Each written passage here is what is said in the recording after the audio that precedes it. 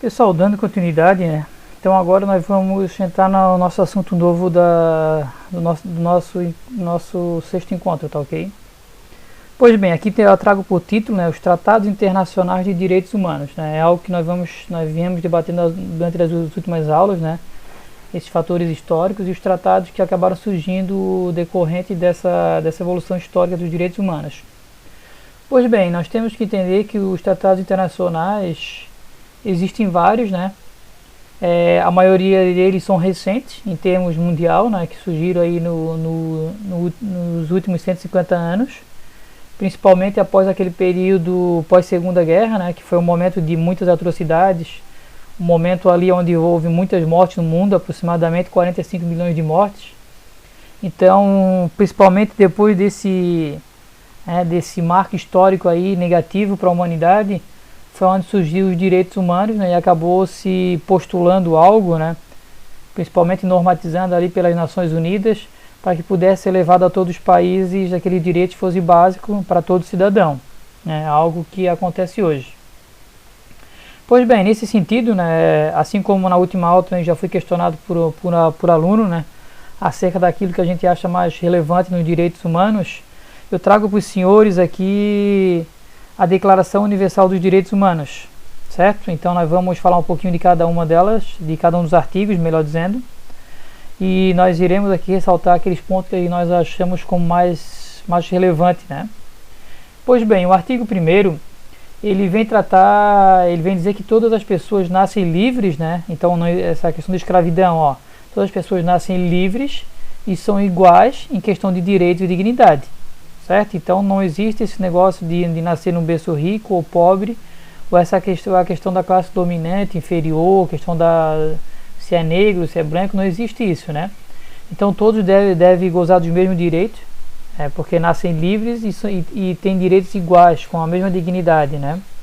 Num espírito também de fraternidade, ou seja, né, que um deve procurar auxiliar o outro quanto à questão dos seus direitos, certo? O artigo 2º, ele vem falar que todas as pessoas elas gozam de direitos e liberdades sem qualquer distinção.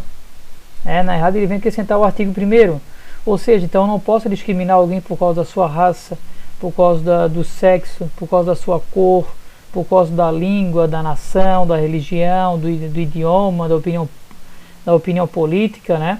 Então nós não podemos ter nenhuma espécie de preconceito, então todo mundo tem direitos iguais. Já o artigo 3º, ele vem dizer que toda pessoa tem direito o quê? À vida, que é o bem maior, é o direito maior, né? Todos os outros vêm apoiado nesse que é a espinha dorsal, que é o direito à vida. Então o artigo 3º ainda fala que é direito à liberdade, ou seja, né, de você ter a liberdade de tomar as próprias atitudes, dentro daquilo que é legal ou não por parte do Estado, né? E também direito à segurança pessoal. Viver num estado que promova a segurança, onde você não venha perder a vida com facilidade, né? Então a gente vê que são 3 artigos importantes, né, mas que muitas vezes na prática é meio difícil da gente consolidar, né? Isso é para a gente ressaltar e lembrar um pouquinho. Já o artigo 4, ele vem dizer que todas as pessoas, né, elas não podem ser submetidas a um tipo de serviço escravo, né, de servidão. Aquele período da escravidão já terminou e nós não podemos mais regredir para aquele período, né? Todos nós somos livres para escolher uma profissão e não podemos se submeter como escravos a uma profissão. Coisas que ainda acontecem, né? Algumas situações aí que nós vemos no dia a dia, inclusive aqui em Santa Catarina aconteceu um caso recente aí na Grande Florianópolis, há uns 2, 3 anos atrás, onde um grupo aí foi trabalhar no interior, chegou lá o proprietário do imóvel reteu todas as carteiras de trabalho e dava alimentação e a moradia para eles. O problema é que eles estavam sempre devendo para esse proprietário, então eles nunca tinham o direito de sair. Então isso aí acaba sendo escravidão, né? Mas que bom que um deles acabou fugindo e pedindo apoio da PM, né? Onde foi revelado e foi descoberta essa escravidão que tinha, tá?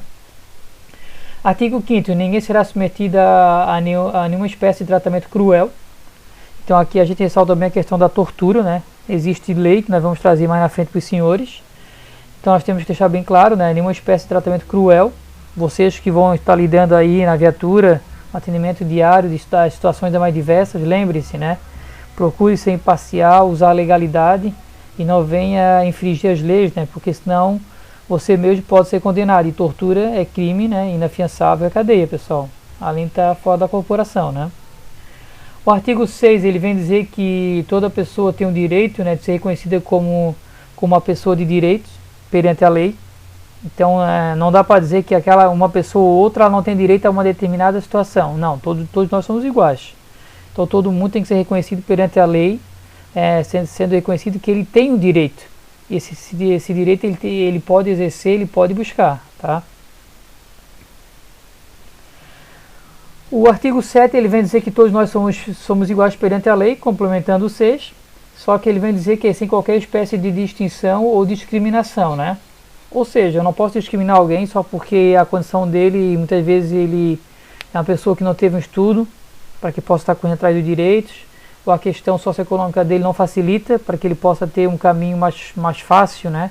Com pessoas que possam orientá-lo. Então eu não posso ter esse preconceito, que todo mundo é igual, independente do estudo, da questão econômica. O artigo 8 vem dizer que toda pessoa tem direito a um remédio efetivo por parte do Estado, né, quando os seus direitos são violados, e na questão do habeas corpus, né. Então todo mundo tem esse direito, sim, e o Estado ele tem que fornecer esse remédio, né, um remédio no sentido que são aquelas garantias essenciais que todo cidadão tem esse direito. O artigo 9 ele vem falar que ninguém poderá ser arbitrariamente preso, detido ou exilado, ou seja, eu não posso prender alguém de maneira ilegal, eu vou estar cometendo abuso de autoridade, né, vou responder por isso. E também não posso querer exilar, ou melhor, deportar alguém para outra nação por qualquer motivo, né.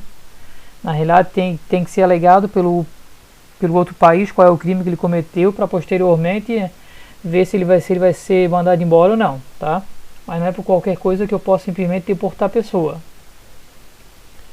O artigo 10 da Declaração Universal, ele vem dizer que todos nós temos direito de uma audiência justa e pública, o tribunal é independente e imparcial, para que a gente possa receber essa acusação criminal, né? Ou seja,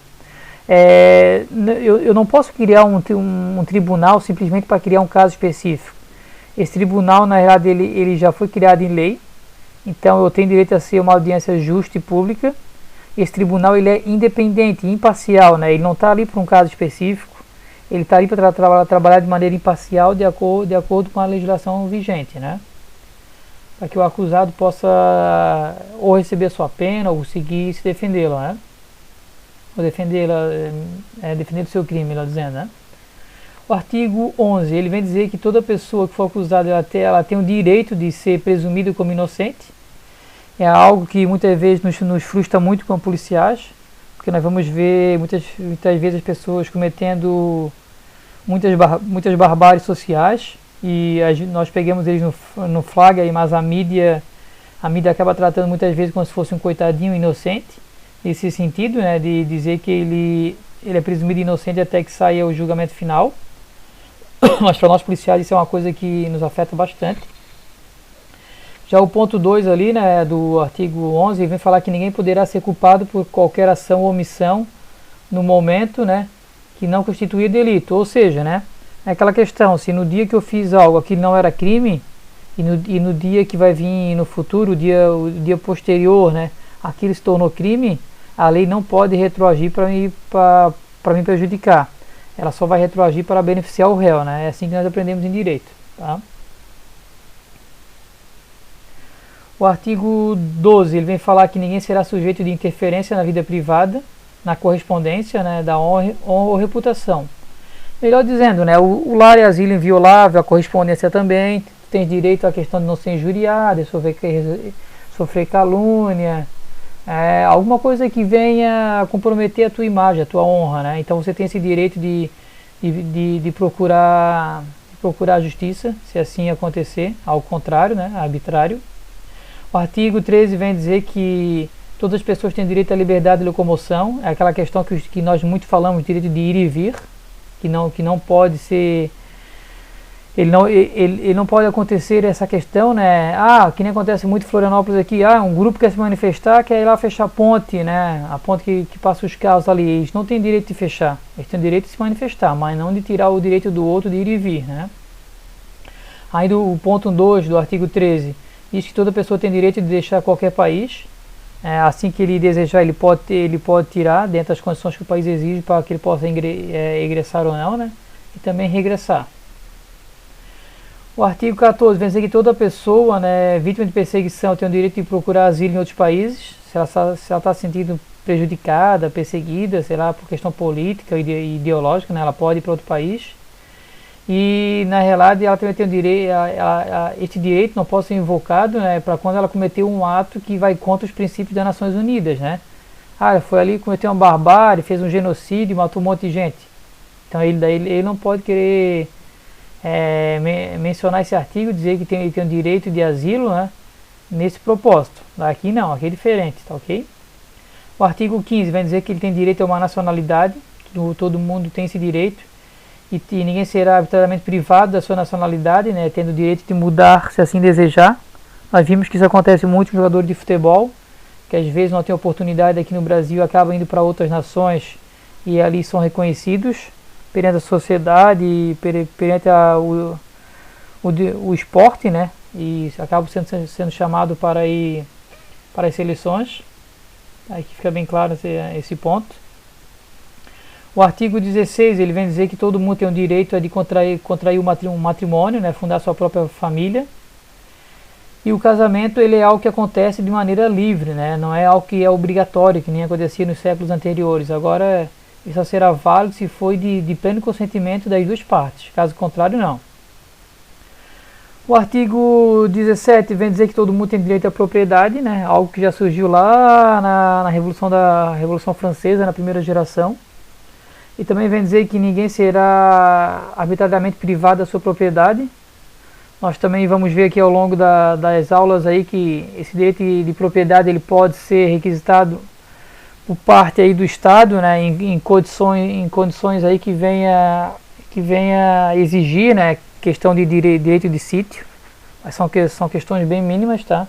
Principalmente o Estado vai intervir, às vezes nessa questão de solicitar empresa ou órgãos públicos, para que possa estar utilizando em caso de necessidade, tá ok?